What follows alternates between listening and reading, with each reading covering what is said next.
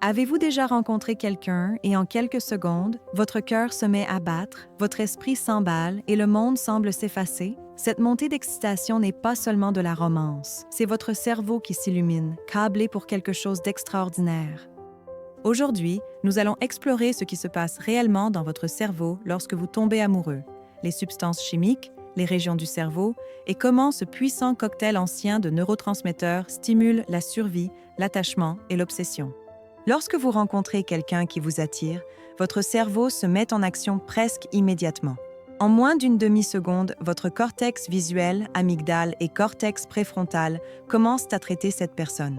Ensuite, le système de récompense de votre cerveau s'engage. Au centre de cette voie de récompense se trouve l'aire tegmentale ventrale, ou VTA, une petite région située en profondeur dans le mésencéphale qui libère de la dopamine, le neurotransmetteur souvent appelé la molécule du bien-être.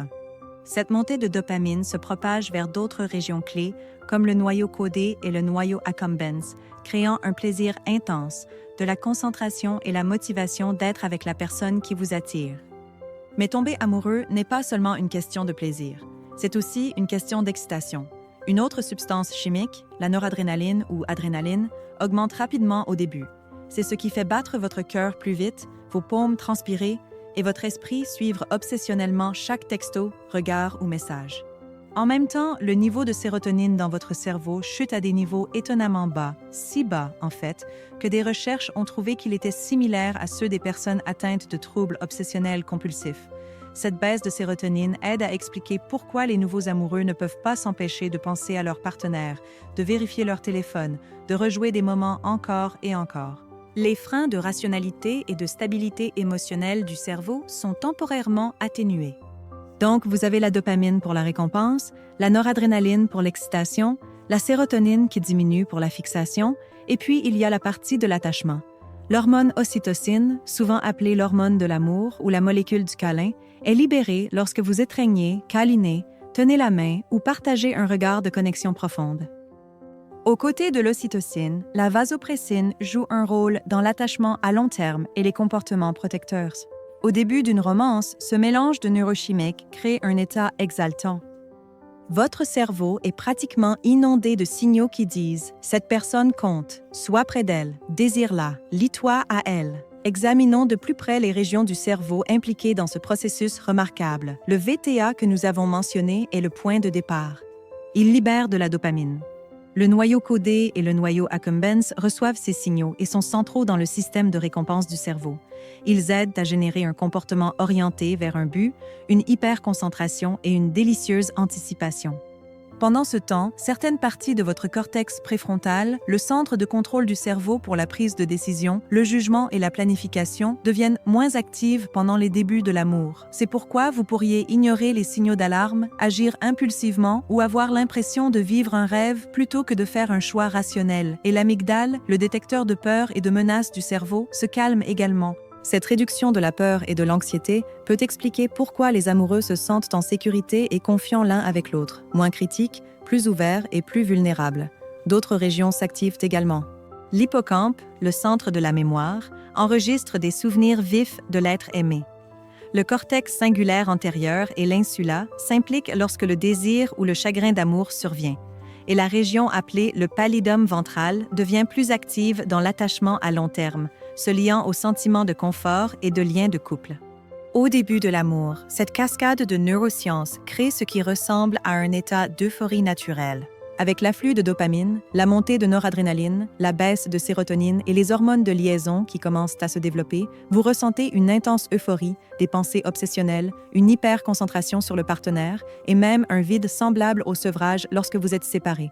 Il n'est pas étonnant que les scientifiques comparent le nouvel amour romantique à une addiction.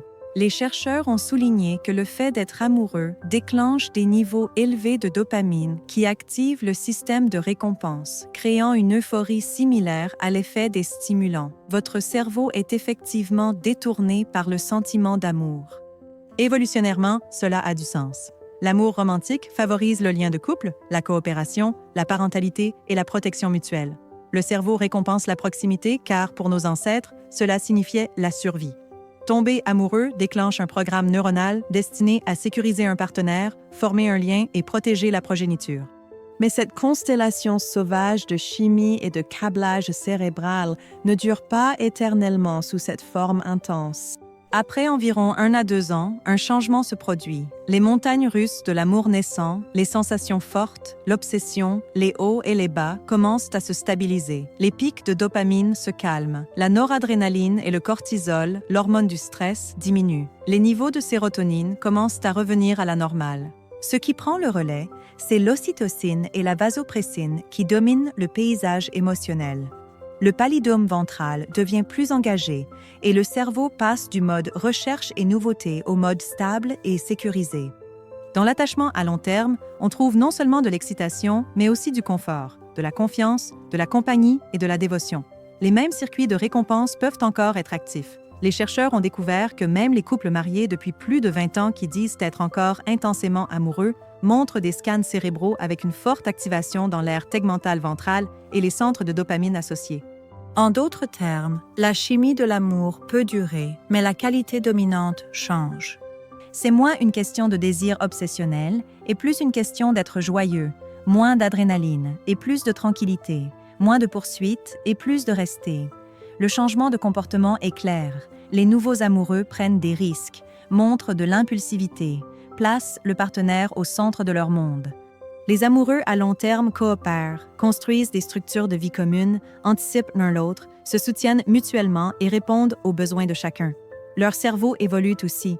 Les zones corticales impliquées dans l'empathie, la cognition sociale et le langage partagé deviennent plus engagées, les synchronisant en pensée et en sentiments. Pourquoi cela importe-t-il? Parce que la science de tomber amoureux nous aide à comprendre notre comportement, nos sentiments et nos relations.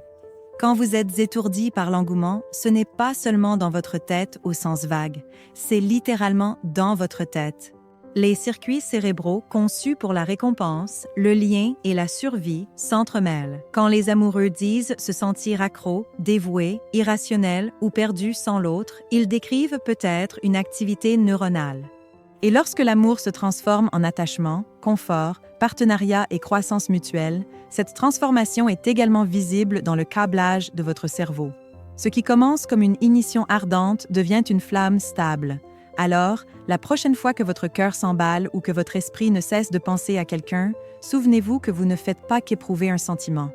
Vous vivez une véritable symphonie neuronale. La dopamine, la norépinéphrine, la sérotonine, l'ocytocine et la vasopressine jouent tout leur rôle. Le VTA, le noyau codé, le noyau accumbens, l'amygdale et le cortex préfrontal font tous partie de l'ensemble. L'amour n'est pas seulement poétique, il est physiologique, il est chimique, il est câblé neurologiquement.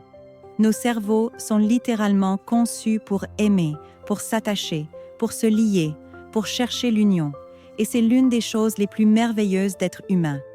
Si vous avez trouvé ce voyage dans votre cerveau sous le charme de l'amour intrigant, appuyez sur le bouton « J'aime », abonnez-vous et activez la cloche de notification car dans la prochaine vidéo, nous explorerons ce qui se passe dans votre cerveau lorsque l'amour se termine et comment vous pouvez en sortir plus fort de l'autre côté.